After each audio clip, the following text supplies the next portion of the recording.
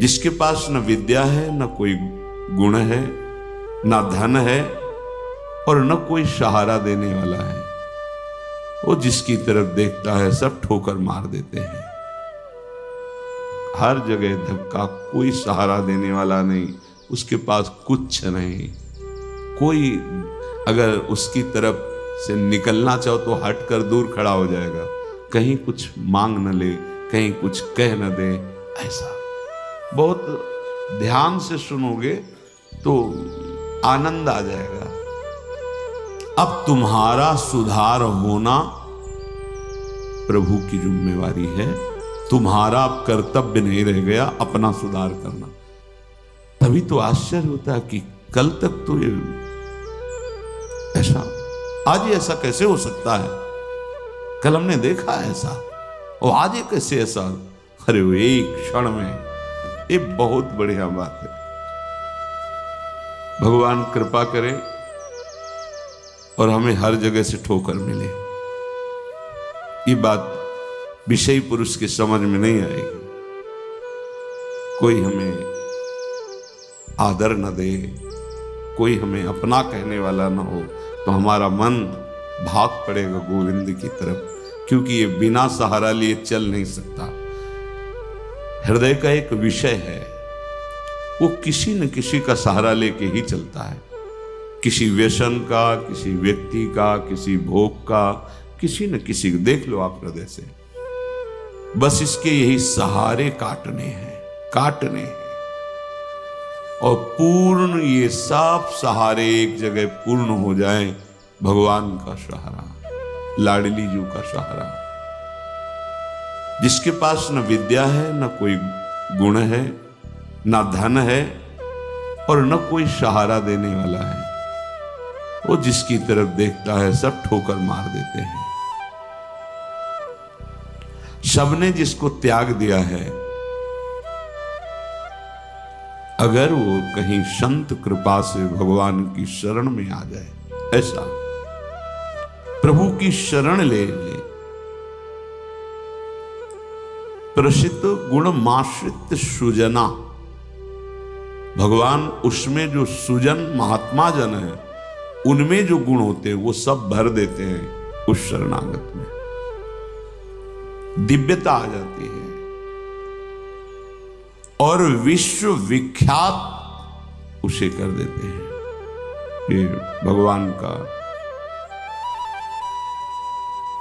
शरण्यम यम तेपि प्रसिद्ध गुणमाश्रित सुजना विमुक्तास्तम। जो बिल्कुल गुणहीन था, धनहीन था, विद्याहीन था, सब ठोकर मारते थे, कोई सहारा देने वाला नहीं था।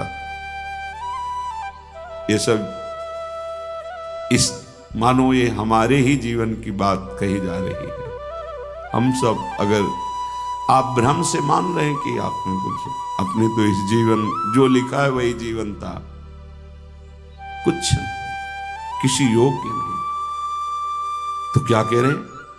जब भगवान की वो शरण में आया तो सारे वो गुण भर दिए भगवान ने जो एक दिव्य महात्मा में होते हैं। और क्या किया? उसे विश्व विख्यात कर दिया। और क्या किया? बोले विमुक्तास्तम, जो जीवन मुक्त महापुरुषों की स्थिति, वो स्थिति प्रदान कर दी, किसी अन्य साधन से नहीं, एकमात्र शरणागति से।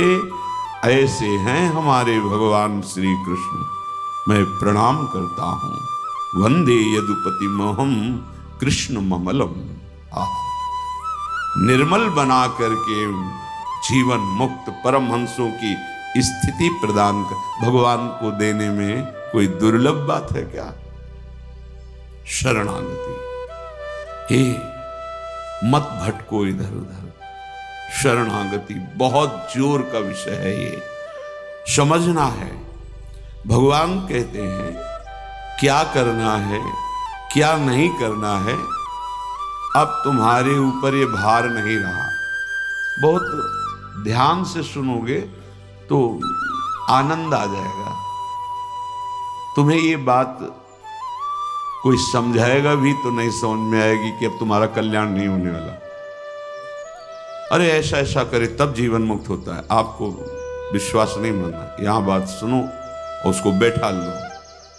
क्या करना है क्या नहीं करना है ये तुम्हारी जिम्मेवारी खत्म। अब वो क्या कराना है, कहां पहुंचाना है, ये जिम्मेवारी प्रभु की हो गई, क्योंकि आप शरणागत हैं। बिल्कुल बैठा लेना हृदय में, कभी डरना नहीं, कभी संशय मत करना।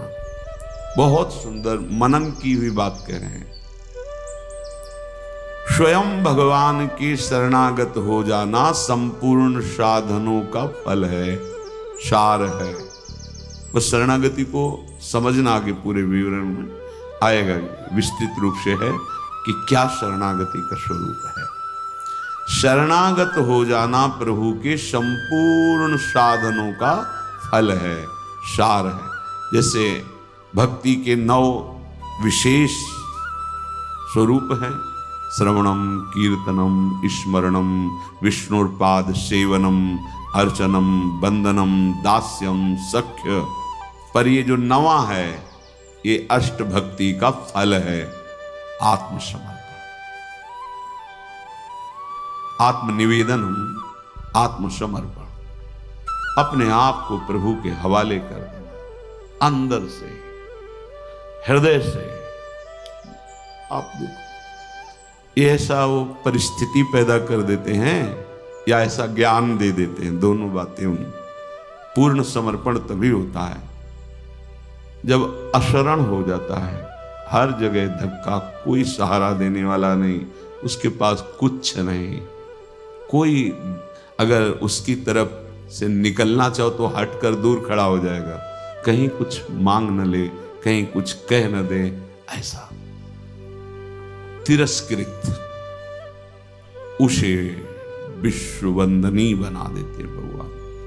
पक्का केवल शरणागति बहुत बड़ा स्वरूप है शरणागति का।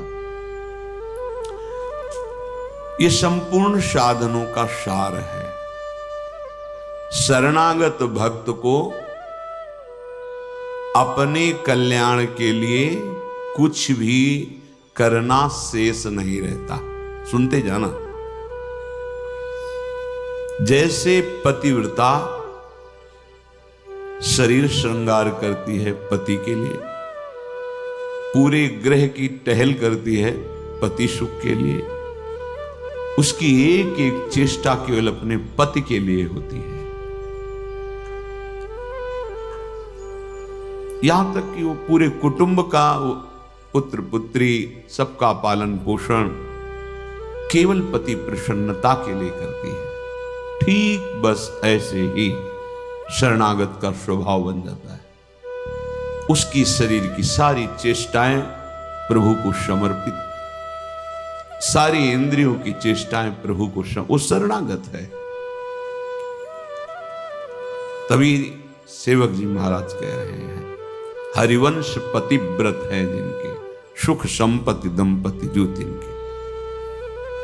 वृंदावन में विराजमान सहचरियों के मध्य में प्रिया प्रीतम के प्रति जिसका ऐसा अनन्य भाव, बोले उसको निश्चित प्रिया प्रीतम प्राप्त होते हैं, उनकी सेवा उसको प्राप्त। ये बहुत बड़ी बात है। ज्ञान निधि, वैराग्य निधि, बड़े बड़े महापुरुष जब थोड़ा सा रस का श्रवण हुआ तो आकांक्षाएं जागृत हो जाती हैं। हरिराम व्यास जी जिसे पद में कह रहे हैं, किशोरी तेरे चरणन की रज पाऊं, बैठी रहूं कुंजन के कोने, श्याम राधिका गाऊं। जो रज शिव सनकादिक याचत, जिस रस के किनका को श्रवण करके याचना करते हैं कि अगर रज मिल गई तो प्रेम मिल जाएगा, प्रेम मिल गया तो प्रिया प्रीतम मिल जाएगी। ज्ञान समुद्र है भगवान शिव, ब्रह्मा जी परम ज्ञान समुद्र है। संपूर्ण सृष्टि का सृजन, ज्ञान विज्ञान उन्हीं की तो देन है। शरणागत भक्त शरीर को सुखपूर्वक रखता है, नहाना, कपड़ा, सब कैसे, जैसे एक पतिव्रता अपने शरीर को सजाती है। उसका उद्देश्य क्या होता है? पति को सुख देना। पति देखेगा, प्रसन्न होगा। ये हमारे परम पति का दासत्व है।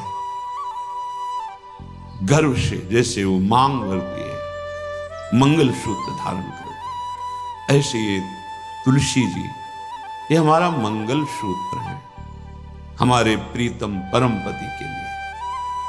ये जैसे ये हमारा सुहाग है। भले किसी के एक प्रीतम होते हैं तो ठसक में घूमती है, हमारे तो दो दो प्रीतम, प्रिया और प्रीतम दोनों, बिहरत दो प्रीतम कुंज, ये हमारे दो। उस शरीर को लेकर के कि जैसे कोई बाहरी देखे पोशाक धारण किए हुए, खुशबू आ रही उसके शरीर से, इत्र लगा हुआ है स्वामिनी के प्रसादी, और पान पाए हुए स्वामिनी का पान प्रसाद। जैसे हम पात्र मार्जन करके श्री जी की सेवा में लगाते हैं, अब ये शरीर श्री जी की सेवा का पात्र है। मैं करके भोगों में उतारना निंदनीय है, त्याज्य है, लेकिन श्री जी को समर्पित ये शरीर, चाहे गृहस्थ हो चाहे विरक्त, अब वो उसी तरह से प्यार दुलार लायक है जैसे हम ताम्र पात्र को मार्जन करके पवित्र स्थान में ऊंचे पे रखते हैं।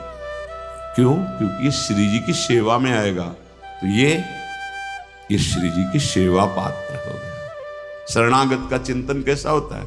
इसीलिए तुम बाहरी त्याग तो देख सकते हो, लेकिन आंतरिक समर्पण नहीं देख सकते हो। जो प्रभु के शरणागत हो जाता है, उसकी कोई जाति नहीं होती, उसका कोई गोत्र नहीं होता, कुल नहीं होता उसका कोई, उसका वही कुल होता है, वही जाति होती है, वो गोत्र होता है जहां समर्पित हो जाता है। लोक में देखो थोड़ा सा समर्पण, अन्य गोत्र कुल की कन्या जब अपने पति को स्वीकार करती है तो पति का गोत्र और कुल उसका हो जाता है, फिर उसका अलग से नहीं बना। अलग तो वो समझ नहीं पा रहा, इसलिए नहीं, एक ही वो कोई और रहे कुल में, उसका गोत्र अलग है उसकी, और वो जब पति को स्वीकार हुई तो पति के गोत्र में गोत्र मिल गया, पति के कुल में कुल मिल गया, उसका अलग से कुल गोत्र नहीं। जैसे नदियां जब अलग रहती हैं तो नाम अलग होता है, जब समुद्र में मिल जाती है तो एक ही शब्द हो जाता है समुद्र, ना नदी का नाम रह गया ना रूप रह गया। ऐसे ही प्रेम समुद्र प्रियालाल के शरणागत का गोत्र प्रियालाल है, कुल प्रियालाल है, जाति प्रियालाल है। इसीलिए हमारे प्रियालाल की शरणागति में कभी किसी से नहीं पूछा जाता आपका गोत्र क्या है, कुल क्या है, कौन सी, हमें इससे नहीं। आप हमारे प्रभु के अंश हो, प्रभु के शरणागत होना चाहिए, शरण होइए, बिल्कुल समान व्यवहार आपके साथ होगा। उसमें थोड़ी भी व्यवहार में कि आप इस जात के हैं तो आप इस सेवा में नहीं आ सकते, नहीं। देखो ना, किसी का परिचय नहीं कि आप किस जात के हो, किसी का परिचय नहीं। 10 वर्ष से आप सेवा में हो, किसी का परिचय नहीं। ये यहां मात्र नहीं, मात है आप प्रभु के हो, बस प्रभु के हो के अपने जीवन को प्रभुमय बना दो। सेवक जी महाराज कहते, श्री हरिवंश सुगोत कुल देव जाति हरिवंश। हरिवंश का तात्पर्य वृंदावन में विराजमान सहचरियों के मध्य में प्रिया प्रीतम, यही हमारे गोत्र हैं, यही हमारे कुल है, यही हमारी जात है, यही हमारी साधन है, यही हमारी सिद्धि है। श्री हरिवंश सुगोत कुल देव जाति हरिवंश, श्री हरिवंश स्वरूप हित रिद्धि सिद्धि हरिवंश, सब कुछ प्रिया प्रीतम। ऐसे ही प्रभु के चरणों में समर्पित जो हो जाता है वो निश्चिंत हो जाता है, निर्भय हो जाता है, निशोक हो जाता है, निशंक हो जाता है। उसके हृदय में किसी भी तरह की कोई चिंता, भय, शोक ये नहीं रह जाता है। पर ये होता वही उसी को है जो संपूर्ण आश्रयों का त्याग करके एकमात्र भरोसा ले लेता है प्रियालाल का, प्रभु का। अब ध्यान से सुनना, जब प्रभु के आप आश्रित हो गए तो अब तुम्हारे अंदर ये चिंता, ये शोक नहीं होना चाहिए कि अभी मेरे अंदर तो भाव सुधरे नहीं। बहुत सुंदर विषय है, हमें कोई उन्नति तो दिखाई दे नहीं रही है। हमारा शरीर भी समर्पण किसको कहते हैं, शरणागत किसके हुए हो, किस बात के शरणागत हुए हो? ये देख, शरणागत का प्रधान साधन भगवत प्रेमी महात्माओं के संग से ये होती शरणागति। हनुमान जी नाम जपते, भगवद आश्रित, ऐसे नाम जापक भगवद आश्रित विभीषण जी ने जब हनुमान जी को देखा, उसी समय निश्चित हो गया कि प्रभु ने मुझे स्वीकार किया, और उसी समय से नींव पड़ गई कि अब प्रगट में प्रभु की शरणागति हो जाएगी। नहीं तो साधन तो चल ही रहा था विभीषण जी का, लेकिन शरणागति की बात नहीं थी। परम नाम जापक, परम आश्रित हनुमान जी के दर्शन संभाषण से हृदय प्रफुल्लित हो गया कि प्रभु मुझको भी स्वीकार कर लेंगे।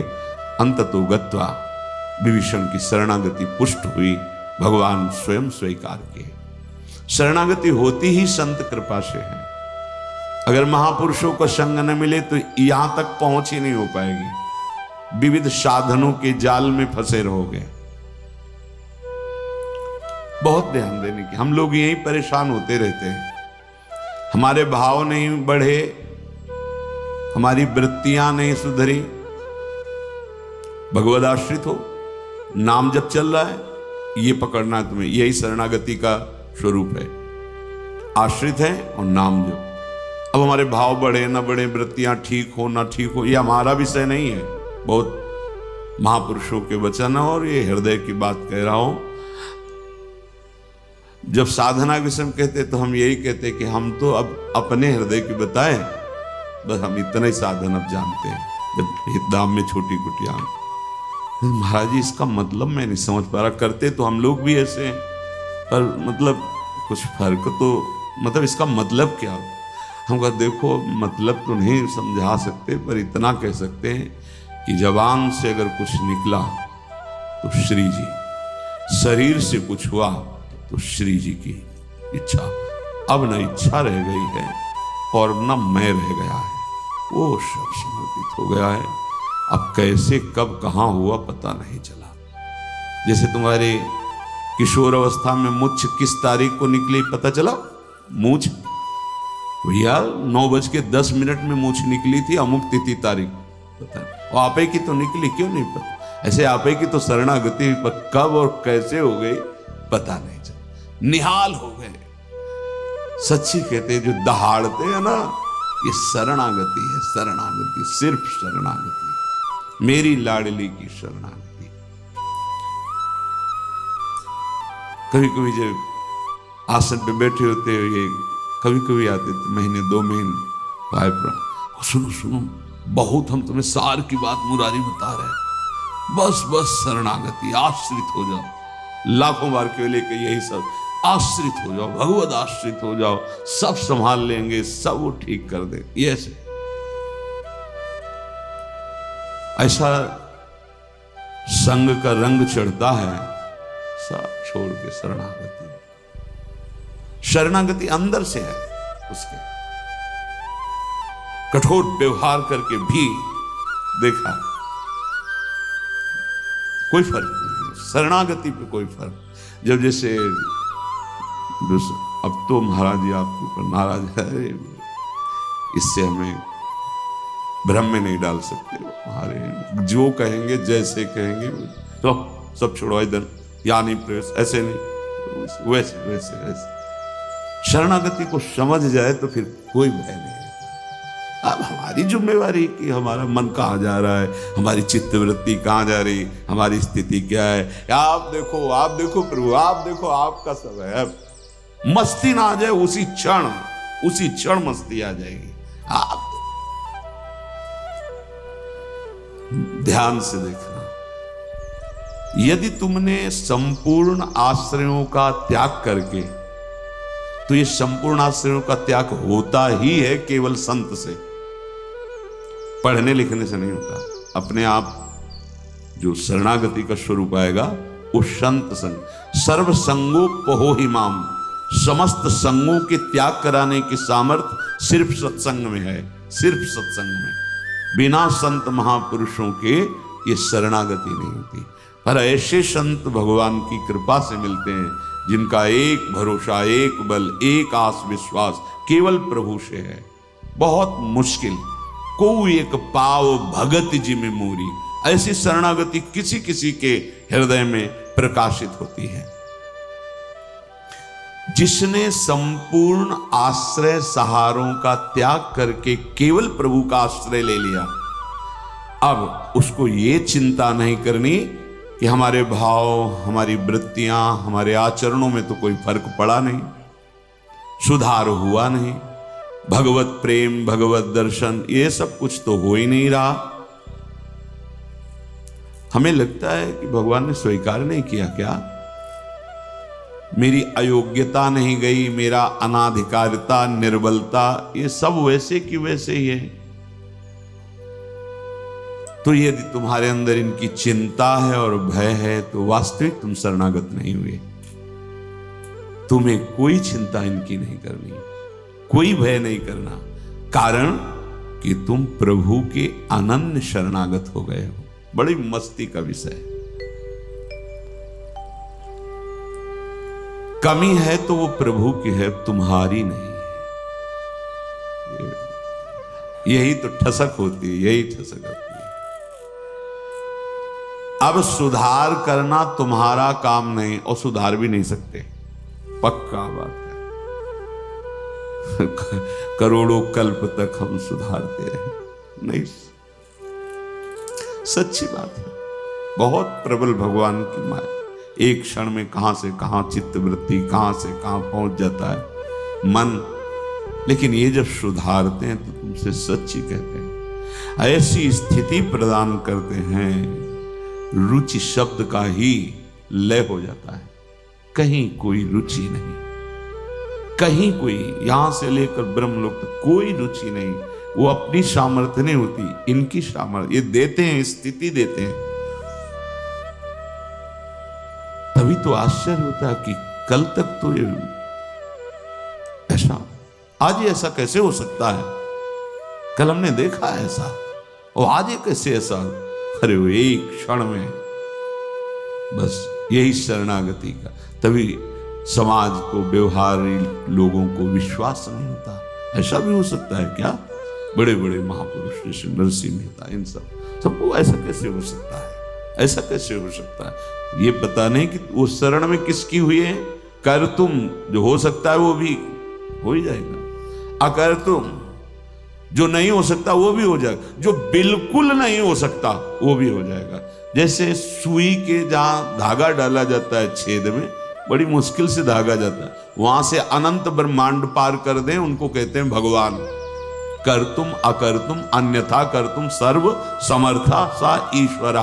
विश्वास करो जिनकी तुम शरण में हो।